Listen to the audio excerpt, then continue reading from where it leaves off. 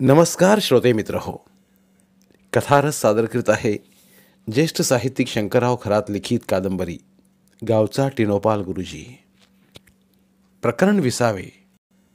Headmaster Siddheshwar यांना तुमच्याविरुद्ध इलाज का करू नये म्हणून शोकॉज चौकशीची नोटीस आली आणि त्यांनी हवकच खाल्ली. त्यांची जिभेची बोबडी वळली. त्यांच्या मस्तकात विचारांचं चक्री वावटळ सुरू झाली. एवढ्या उभ्या आयुष्यात आपल्याला डाग लागला नाही, पण आता मात्र या राज्यात आपल्यावरच पाळी आली. त्यात आता पेन्शनला आलो आहे. परमेश्वरा, पेन्शन तेवढी पदरात पडू दे रे. आयुष्यभर प्रामाणिकपणे श्रद्धेने निष्ठेने केलेल्या कामाचं पेन्शन हेच काय ते बक्षीस. म्हातारपणात बुडत्याला काडीचा आधार. देवा, ईश्वरा, आता तुझ्याशिवाय आम्हाला कोण वाले आहे. अशा या विचाराच्या चक्रात सिद्धेश्वर हेडमास्तरांनी शेवटी देवाचा धावा केला आणि त्यांनी उभ्या उभ्या वर आभाळाकडे डोळं करून त्यांना आपला हात जोडला. असेच काही दिवस गेले आणि गावच्या शाळेतच चौकशी कमिटी आली. शाळेत गंभीर वातावरण पसरलं. बाकी शिक्षकांच्या तोंडावर सुटकी वातावरण पसरलं. सिद्धेश्वर हेडमास्तर तर संतापानं उसळत होते. ते मनातून मनस्वी पेटले होते. त्यांच्या डोक्यात चिडीचं चक्र फिरत होतं. चोर सुटले आणि संन्याशाला फाशीची पाळी आली. हा काय खात्याचा न्याय झाला. आयुष्यभर श्रद्धेनं शिक्षक म्हणून काम करून राष्ट्राचे भावी आधारस्तंभ निर्माण करणाऱ्या जिद्दीच्या महत्त्वाकांक्षी जातीवंत शिक्षकालाच आयुष्याच्या सायंकाळी नोटीस. त्याचीच चौकशी. आपलं पोटं बांधून विद्येचं ज्ञान करणाऱ्या तपस्व्याला शेवटी सुळावर चढवणार. वा रे न्याय, वा रे कारभार. असल्या अन्यायाला ठोकरीनं उडवलं पाहिजे. असला अन्यायी कारभार पायदळी तुडवला पाहिजे. या अन्यायाच्या विरुद्ध बंडाचा झेंडा उभा केला पाहिजे. नाहीतर अशा जिद्दीच्या श्रद्धेच्या ध्येयवादी शिक्षकास न्याय कसा मिळणार. आपलीच आता चौकशी होणार म्हणून सिद्धेश्वर हेडमास्तराची तळपायाची आग मस्तकात गेली. या क्षणी उठावं आणि अशा अन्याय करणाऱ्याचं डोकं फोडावं, चेंदा मेंदा करावा. मग त्यातून फाशी आली तरी चालेल. निदान पुढं अशा अन्यायाला पायबंद तरी बसेल. त्यांच्या डोक्यात अशाच काही विचारानं थैमान घातलं होतं. त्यात चौकशी कमिटीच्या आलेल्या सभासदांना पाहून हेडमास्तरांना कैफत चढला होता. भडवे स्वतः गुन्हेगार, पण दुसऱ्या सज्जनाला गुन्हेगार ठरवण्यास आलेत. सिद्धेश्वर गुरुजींचं तोंड सुटलं होतं. त्यांचा मेंदूवरचा ताबा सुटला होता. दुसरे काही चांगले शिक्षक हेड गुरुजींची समजूत घालत होते, पण त्यांना चौकशी म्हणजे अन्यायाचा कळस वाटला. म्हणूनच ते बेभान झाले होते. त्यांचा मेंदूच बिघडला होता.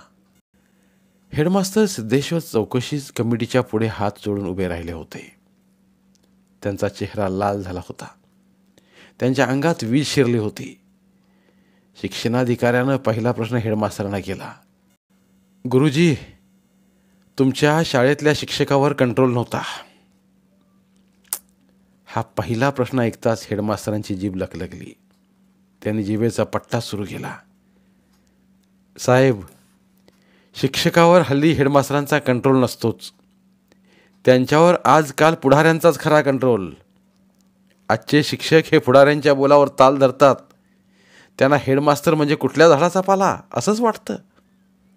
मग सांगा साहेब, शिक्षकावर कसा ताबा ठेवायचा. हेडमास्तरांचा हा बोल पटल्यानं लागलीच सभापती बोलले. साहेब, शिक्षक जर आमच्या तलावर नाचले नाही तर आम्हा पदाधिकाऱ्यांना काय किंमत. मग आम्ही घरचं खाऊन का म्हणून दुसऱ्याच्या भाकरी भाजाव्यात. सभापतीच्या या बोलाबरोबर हेडमास्तरांनी मान डोलावली व त्यांना आपल्याच बोलाला पुष्टी मिळाल्यानं धीर आला. पण लागलीच साहेबांनी हेडमास्तरला सवाल केला. अहो, पण तुम्ही शिक्षकांना शिस्तीच्या धाकात ठेवलंच नाही. हेडमास्तरांना आपली जीभ लागलीच उचलली. साहेब, आता आम्ही काय सांगावं. बोला आणि जे खरं असेल ते सांगा. साहेब, कावळे गुरुजी पुढाऱ्याबरोबर तालुक्यात दौऱ्याला असले तरी त्यांची हजेरी लावावी असा आम्हाला आतून इशारा होता. त्यांची आम्हाला गैरहजेरी लावताच येत नव्हती. साहेब, या शिस्तीच्या आळ्याची पिंडी वरच्यांनीच फोडली, मग त्या विस्कटल्या ताटाची पिंडी कशी काय आम्ही बांधावी? असं बोलून ते पुढं संतप्त आवाजात म्हणाले, आम्ही अशा गैरशिस्तीच्या शिक्षकांना खात्यानं शासन करावं म्हणून वर रिपोर्ट केले, पण ते आता कुठं धूळखाट पडलेत मला काय माहीत. तुम्हाला त्याची खात्री करून घ्यावायची असेल तर त्याची ऑफिस कॉपी मी आपल्या अवलोकनासाठी पुढे ठेवतो. ती पहा आणि मग आमचा कान धरा. कळाव सुटलेल्या गाढवाला कोण आवरणार? साहेब, या आजकाल शिस्तीच्या शिडीच्या पायऱ्याच वरपासून खालपर्यंत निसटल्या आहेत. त्या कुणी बसवाव्यात याचा तुम्हीच सुज्ञानी विचार करावा. हेडमास्तरांनी शिस्तीच्या शिडीचाच मुद्दा उपस्थित केल्यानं साहेब गप्प झाले आणि त्यांनी सिद्धेश्वरांना दुसरा प्रश्न केला. तुम्ही हेडमास्तर म्हणून शाळेतल्या स्त्री शिक्षकाला का संरक्षण दिलं नाही? या प्रश्नानं मात्र हेडमास्तर पुन्हा तापले, पण आपल्या जिभेला आवर घालून शांतपणे बोलले. साहेब, आईनं आपल्या वासराला दूध पाजलं पाहिजे कबूल, पण वासरूच मोठं झालं आणि वारं प्याल्यागत रानोमाळ उधळू लागलं तर त्याला गाईनं कसं आवरावं?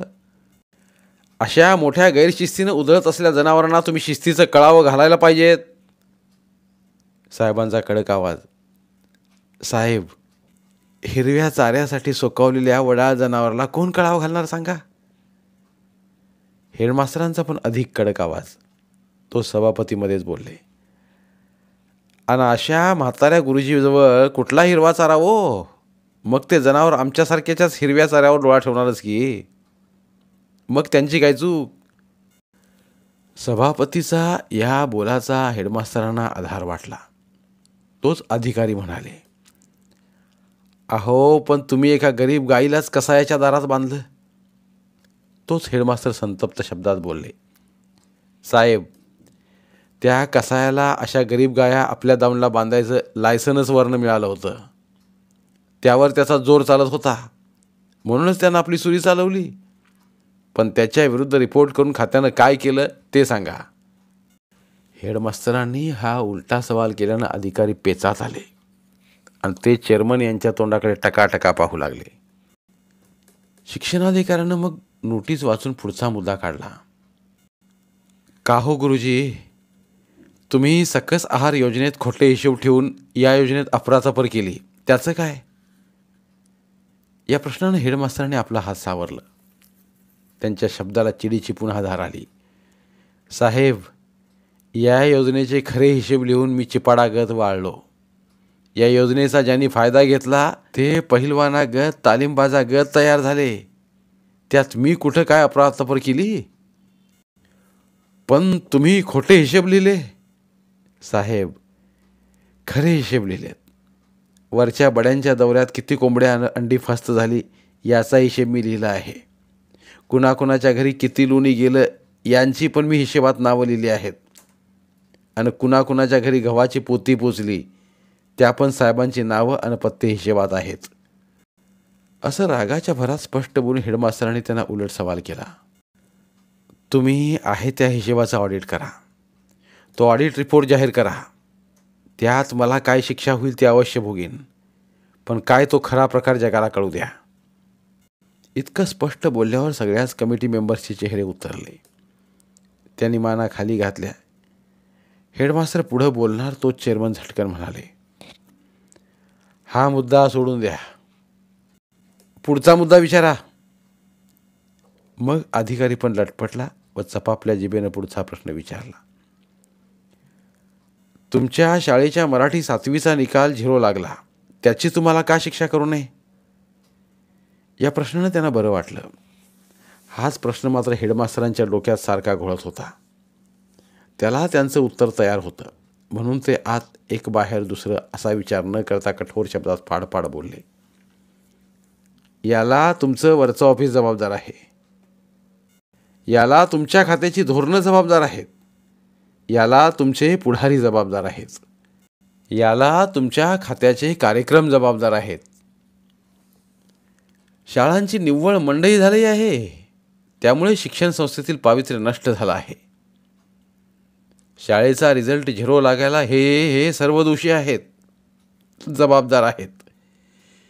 त्यांनाही जाब विचारला पाहिजे. सिद्धेश्वर हेडमास्तरांच्या जिभेत प्रखर तेज आणि प्रबळ जोर आला. त्यांच्या अंगातील भीती एकदम नष्ट झाली होती. त्यांचे पाय लोखंडी खांबागत झाले, त्याचे हात दगडागत झाले, त्यांचं हृदय मन वज्रागत झालं. साहेबांच्या प्रश्नाला अगदी रोखठोक उत्तर देऊन साहेब मंडळीचं त्यांनी अक्षरशः थोबाड फोडतात तसं केलं. हेडमास्तर सात्विक संतापाच्या कैफातच ताट उभे राहिले होते. या उत्तराने हेडमास्तरांनी आपलंच थोबाड रंगवलं म्हणून साहेब पण चिडला आणि तोंडावरच उघड उघड आरोप केल्यानं साहेबानंच आवाज चढविला. पण तुम्ही शिक्षक दोषी नाही असं म्हणायचं आहे तुम्हाला? हेडमास्तरांचं ताट उत्तर, याला शिक्षक मुळीच दोषी नाहीत. आजचा शिक्षक तुम्ही पवित्र विद्येचं दान करणारा दाता म्हणून अधिक ठेवलाच नाही. राष्ट्राचे आधारस्तंभ निर्माण करणाऱ्या ध्येयवादी शिक्षकाचं तुम्ही आता मढ केलं आहे. त्याला सर्व खात्यांचा आता हमाल केला आहे. त्याला आता तुम्ही खरा विद्या देणारा शिक्षक ठेवलाच नाही. हेडमास्तरांच्या उत्तरानं सर्व साहेब मंडळींचा जळफळाट झाला आणि हेडमास्तर पण आता अधिकारी पदाधिकारी आणि खात्यांच्या विरुद्ध क्रांतीच्या पवित्र्यात उभा राहिला. सिद्धेश्वर हेडमास्तर आता आपल्या हातात विचारांची ढाल तलवार घेऊन लढण्याच्याच तयारीत उभा होता. यात आपला देह पडला तर आपण पुण्यवान झालो आणि यातून वाचलो तर खरा शिक्षक वाचला. शिक्षकाचं पवित्र कार्य विद्या देणं हे वाचलं आणि तो सर्व खात्यांच्या दावणीतून मुक्त झाला. हीच आता त्यांच्या या क्रांतिकारक पावित्र्यात श्रद्धा होती, जिद्द होती. म्हणूनच ते आपल्या ठाम विचाराची तलवार चालवित होते, फिरवित होते. हेडमास्तरांचा ताठ जबाब ऐकून साहेबांनी दमदाटी केली.